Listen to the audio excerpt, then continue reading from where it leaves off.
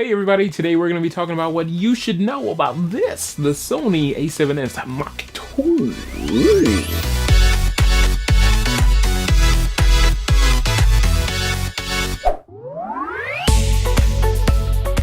So today we're looking at some of the pros and the cons of the A7S Mark II. Mainly this is going to be strictly from a filmmaker's point of view, so you can sort of take that as you will. Now I do want to focus a little bit more on the cons of this camera, since there are a lot of videos out there that are praising this camera and showing all of the great features, but we want to have a balanced view and know if this is well worth your money. So I want to start out on the pros with this camera. The first thing, of course, is the low light.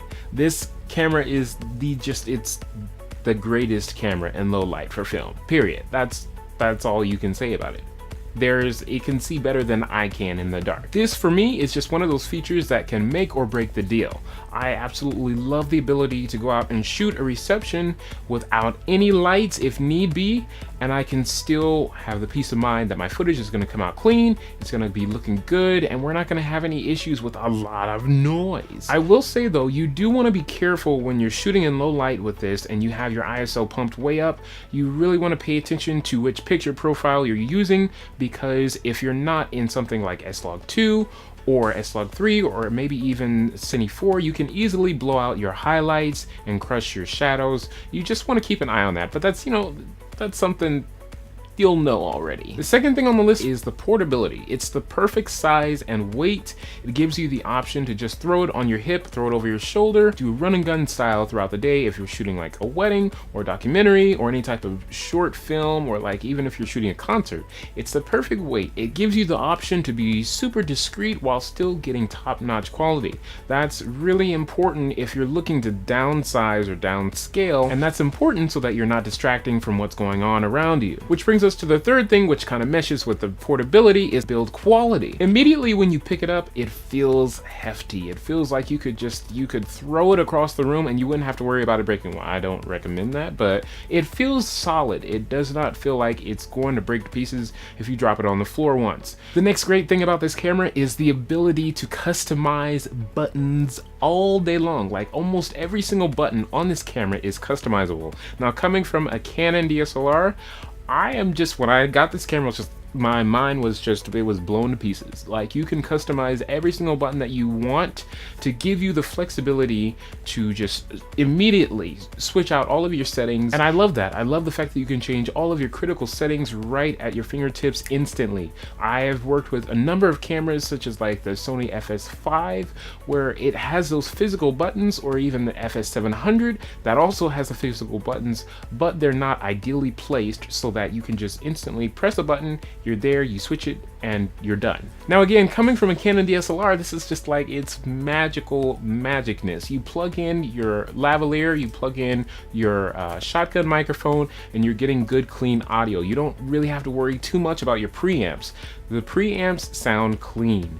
Even if you have to boost up the audio gain on the camera, you're not getting a lot of noise. So if you don't have a dedicated audio recorder, if you don't have great preamps on, say, your microphone or your lavalier, you don't have to worry. You don't have to sweat bullets, because this thing is going to be able to take care of your audio. You can pump it up and you're not going to have to worry about getting terrible, grainy, nasty, loud, noisy audio. Now, in addition to that, you get amazing footage out of this thing. You have the ability to use all different types of picture profiles, such as Cine 4, S-Log2, S-Log3.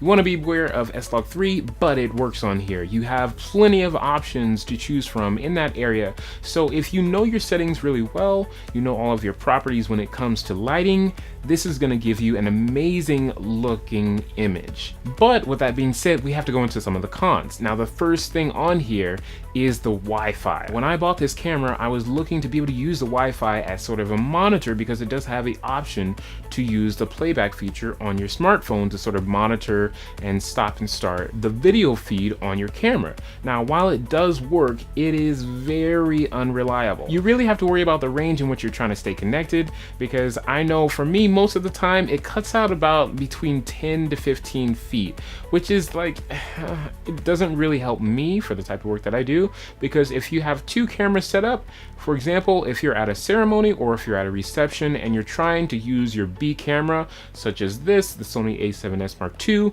for a reaction shot of the couple and it's across the room, you're trying to monitor that while you're shooting the speaker, you're going to have an issue seeing exactly what your framing is on your smartphone, because the connection is not going to be strong enough to reach from your camera that may be 20 or 30 feet away to your smartphone.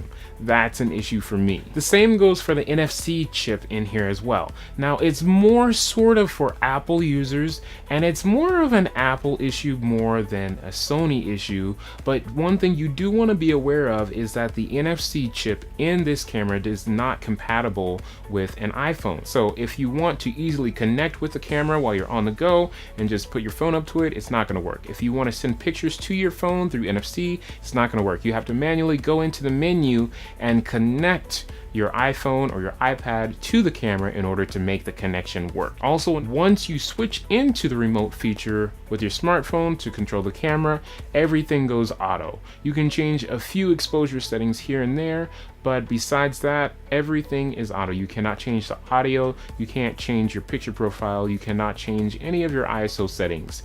It's all completely controlled by the remote app. But since we're talking about menus, I mean, the word is out. Everybody pretty much knows that Sony's menus aren't the greatest, and this one right here, this guy, these menus, they're atrocious. They're a hot mess. You get used to them after a while, and there's a way to actually change all of your settings so that you can never have to dive into the menu, but that's another video. There's a lot of different things that you want to know about that, and actually I'll put a link in the video so that you can go and see it. Actually, I learned from another YouTuber, Matt, who's Matt Johnson. Amazing stuff. Check them out. Okay, the third big con about this camera is the button layout. Now, I know I just said that the buttons were amazing, but you have to keep in mind that this is kind of like a mixed blessing here.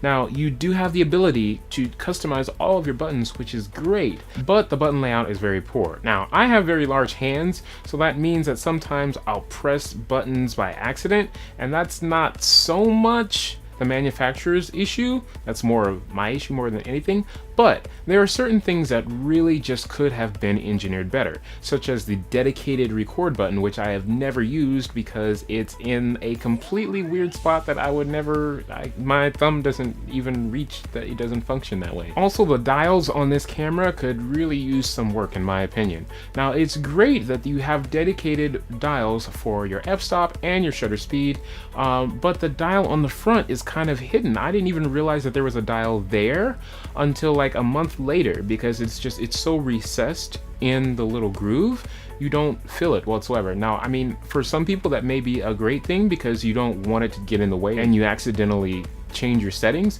but for me, I want to at least know that it's there. Like I said, I didn't realize that it was there until like a month later, so that's something you want to work on, Sony. This one is a big one, a huge. This is almost like the point where I take the camera back and I don't want it anymore. Focus peaking.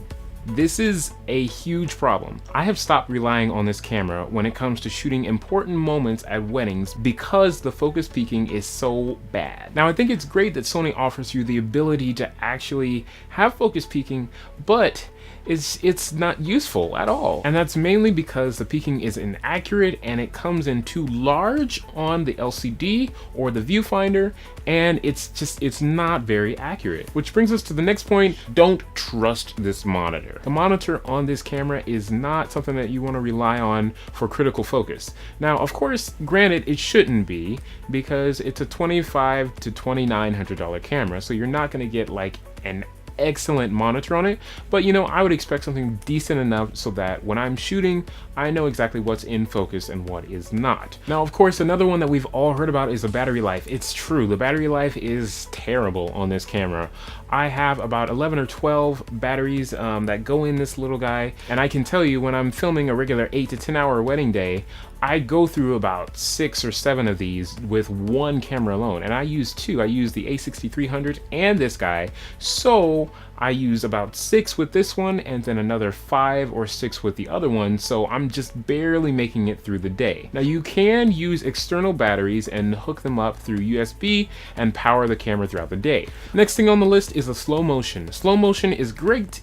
It gives you the option to do that, but it's not the best. I'm a little bit spoiled because I come from shooting slow motion on the FS700, which gives you no crop factor. You get 240 frames per second in 1080, and it's gorgeous. It's amazing. It's awesome. But when you switch over to the Sony A7S Mark II, you have to worry about things like cropping, you have to worry about your low light, and you have to worry about little artifacts in your footage. Now I use speed boosters on all of my Sony cameras so that it gives me that extra stop of light, and it gives me a full frame look on the cameras that are not full frame. Now this one, once you go into slow motion, it is immediately cropped heavily, so what I do is I put on the speed booster, and that brings it back to a roughly about a 35mm sensor field of view. So it's not too bad in the sense of cropping, but it's something you have to keep in mind when it comes to framing. If you're in a tight space, it really limits your creativity, or it makes you more proactive. So I don't know if you want to consider that a good or a bad thing. It's nothing like the Sony FS700 in that aspect, and of course it shouldn't be, because it's a totally different price range of camera. So many buttons and so much words. It's just a lot of words on here. It doesn't look good. So we need to talk about the display layout. The display layout, it gives you a lot of information, and for my taste, it gives you a little bit too much information. There's a lot of little icons and useless information that I never used. So if you're in video mode, you're always still gonna see the settings for photo mode, which is kind of aggravating when it comes to autofocus and framing. Now, of course, this camera does have autofocusing for video if you're using a native Sony lens, but since I'm not, it would be nice to be able to get rid of all of those extra layouts so I can just focus on what's important and framing my shot. It's kind of a little thing, and it may not make any difference to you guys, but I just know for me, when I'm shooting and I'm trying to concentrate on what's important, it kind of it gets in the way a little bit. Sony could improve their camera. You know how? By giving us a dedicated record light that is somewhere visible, not on the grip where you actually hold the camera. That's a problem for me. When I'm filming and I'm using it on like a monopod, or if I have to go handheld for some reason, the only indication that I have that I'm recording is on the screen, and it's a little record readout that doesn't even have like a little circle on it. It's just red words recording. And sometimes you will not see that. There's no real indication on the camera other than that, and sometimes you may end up pressing the button again thinking that you're not recording. I personally have done this before. It would be nice to have a dedicated record button so that you don't actually make the mistake of pressing the record button when you're actually already recording. Alright guys, so it may kind of seem like I hate this camera with all of the cons that I have, but I really don't. Like, I love this camera to death. That's why I bought it. But I just want you guys to understand some of the cons that come with buying this camera, so you can make a decision on a camera based on what fits your needs. Well, that's pretty much it from me, guys. I hope this was informative to you and sort of gave you a little bit more information on the Sony A7S Mark II and helped you clear up some of the questions that you had about it. If you have any questions or any information of where I was totally just crazy and lost my mind and was wrong about this camera, just leave it in the comment section below and I will get back to you guys. All right, I will see you guys later. Take it easy.